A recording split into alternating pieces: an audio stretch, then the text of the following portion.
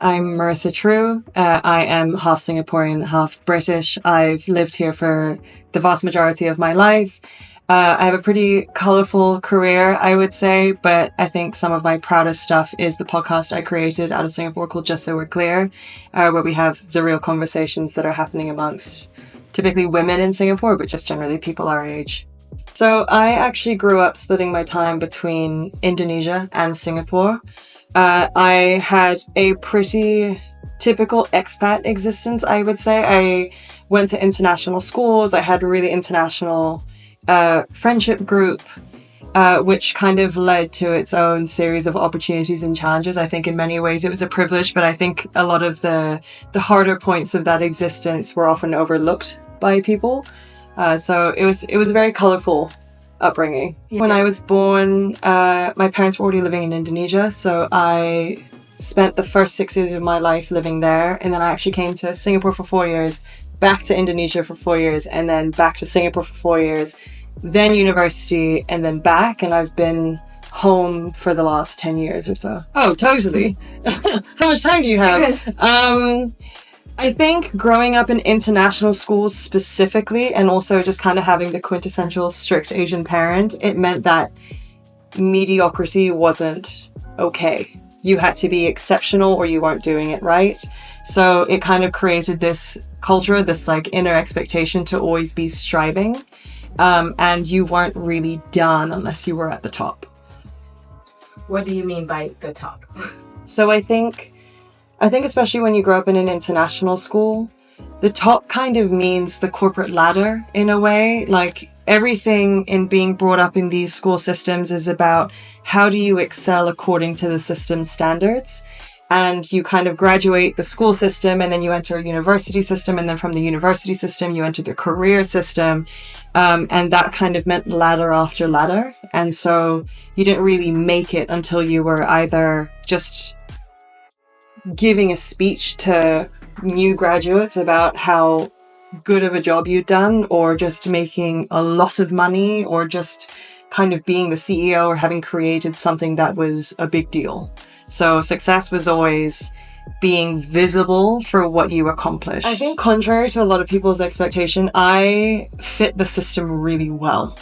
Growing up in school, I wasn't necessarily the most social kid, so it meant that I was an aggressively academic kid. I was the straight A student. I was good at sport. I did all the things that made a student a typically good student. And then I remember getting to university and continuing the same, but realizing that no matter how hard I had worked in high school, that didn't actually give me the leg up in university. Suddenly, all of our peers, like we were equal standing. We had intellectual strengths in different areas. And I remember thinking, why did we put ourselves through that grueling system? We were all going to enter at the same floor again. Like, why did I push myself so hard when I could have maybe taken it a bit easier on myself and still ended up at the same place and achieved the same goal? And then when it got to graduating university, I remember that being a time where everyone was doing their grad scheme applications or their internships, and they were building up their CVs. And I remember looking at mine and being like, it's blank, and I don't understand how everyone's prepared for this next system or this next ladder. Like I didn't get it. So every time I applied for a job or did an entry-level test, I was failing, and I couldn't figure out why, because I was the typical A+ student. So I was like, why am I so bad at this?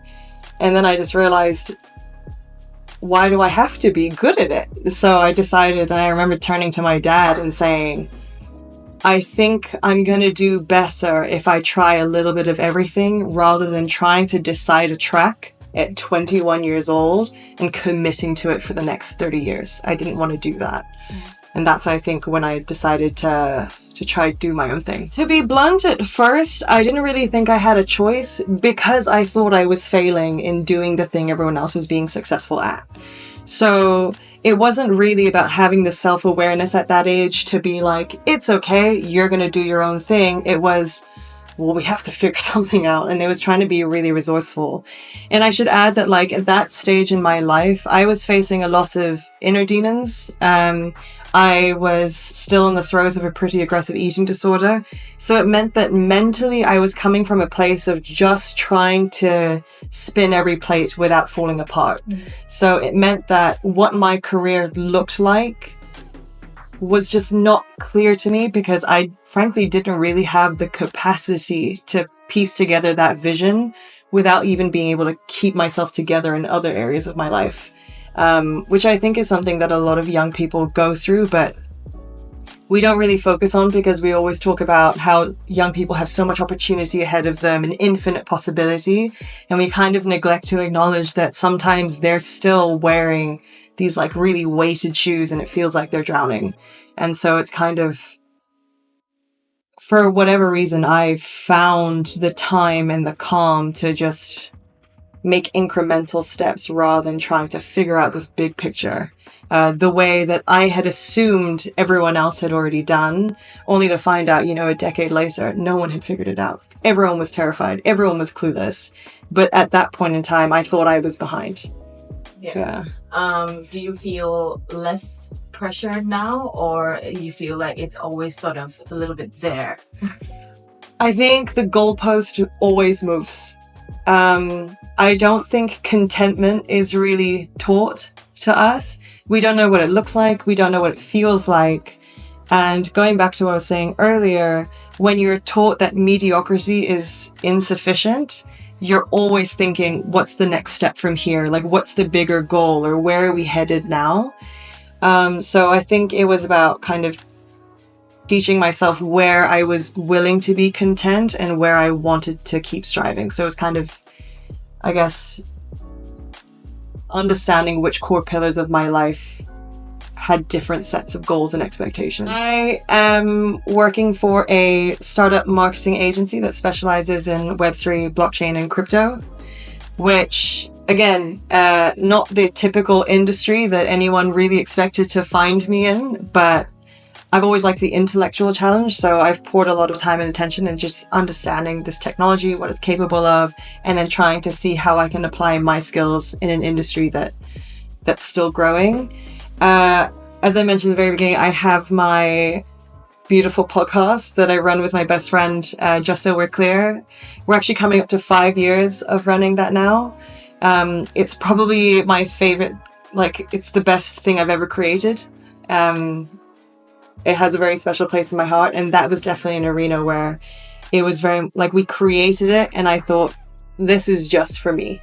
This is for us. This isn't about how much money can we make. It's not about how many episodes can we churn out. It's just, let's do this for us and see who follows. And it worked. I think there were a lot from, the moment I was born till today. When it comes to my career, I would say a lot of people told me at first that one day I would realize that I would need to follow everyone else and get a real job.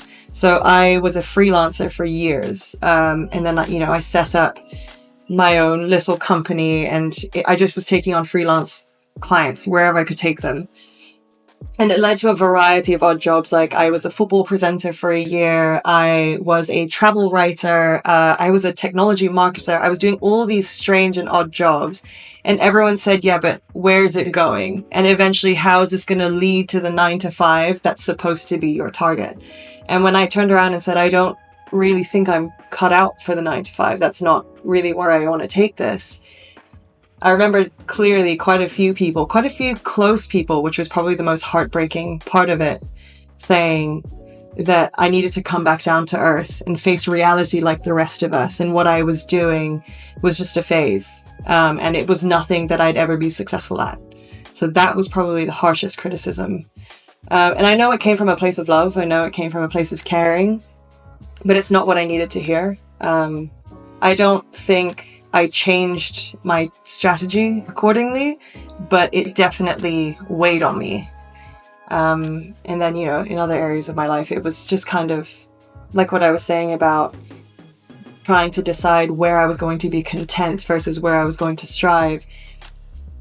People didn't like my ambition in certain pillars. And I, to this day, couldn't tell you why. I think it was just measured against the social norm.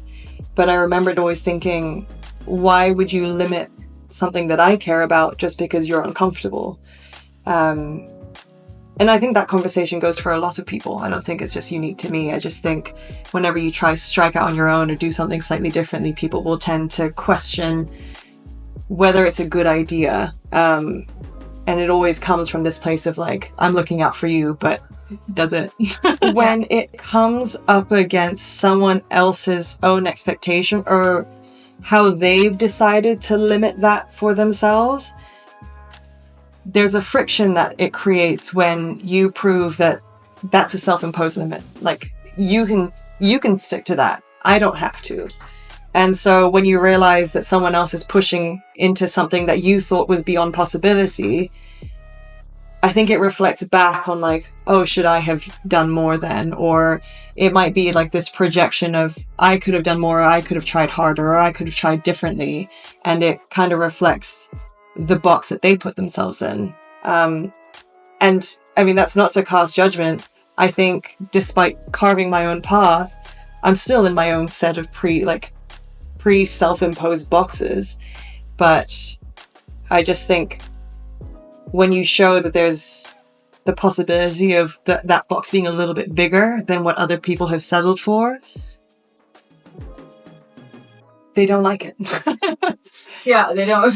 I think one of my favorite things, and by far not the only thing, but something that my dad said to me when I was much younger that I realized really reigned true throughout, which was that your intellect and your principles will never be the things that make you rich, but they will be the things that take you far. And it was always frustrating growing up in this, like, you're supposed to make a lot of money, you're supposed to be hyper successful, and realizing that maybe that wasn't actually the end game. And I think my dad he said it off the cuff, he said it really fleetingly, but I think that's probably the biggest lesson that's just continued to be true throughout my life. Yeah. Success is where you can feel a sense of calm and a sense of enthusiasm at the same time. Like, to feel at peace but be hungry at the same time. So to never feel like you need to stay still. There's always something that you can move towards, but not something that you necessarily feel like you're chasing or that you have to have because your survival depends on it. It's just striking that balance of being fulfilled but also knowing that you have the appetite for more. Amazing. All right. Thank you so much for sharing your journey. I really appreciate you being here. Pleasure. Thank you. Thank you.